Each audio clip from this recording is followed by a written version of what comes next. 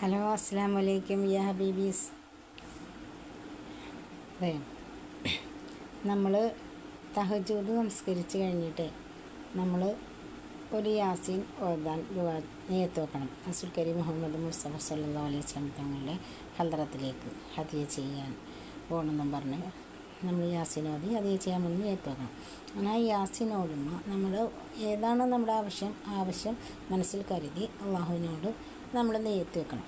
എന്നിട്ട് ആ യാസീൻ ഓടുമ്പോൾ ഓരോ മുബീൻ വരുമ്പോഴും യാസീനിൽ 7 മുബീൻ ഉണ്ടല്ലോ, അപ്പോൾ അതിൽ ഓരോ മുബീൻ വരുമ്പോഴും നമ്മൾ 70 പ്രാവശ്യം യാ ഫത്താഹു യാ അല്ലാ, യാ റസാഖു യാ അല്ലാ എന്ന് 70 പ്രാവശ്യം നമ്മൾ ചെല്ലണം. ഓരോ മുബീൻ വരുമ്പോഴും നിർത്തിയിട്ട് നമ്മൾ ഈ ദിക്ർ ചെല്ലണം. ഈ ഫത്താഹു യാ അല്ലാ, യാ ലത്തീഫ് യാ അല്ലാ എന്നാണ് 70 പ്രാവശ്യം ചെയ്തിട്ട് അടുത്ത മുബീൻ വരുമ്പോൾ വീണ്ടും അങ്ങനെ 70 പ്രാവശ്യം.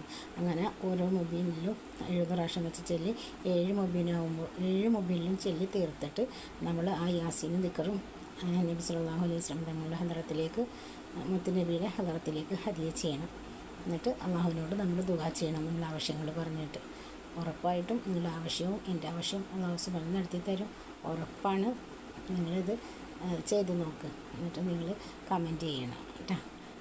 നിങ്ങൾ എനിക്ക് ഈ വീഡിയോക്ക് ഒരു ലൈക്ക് ചെയ്യണേ.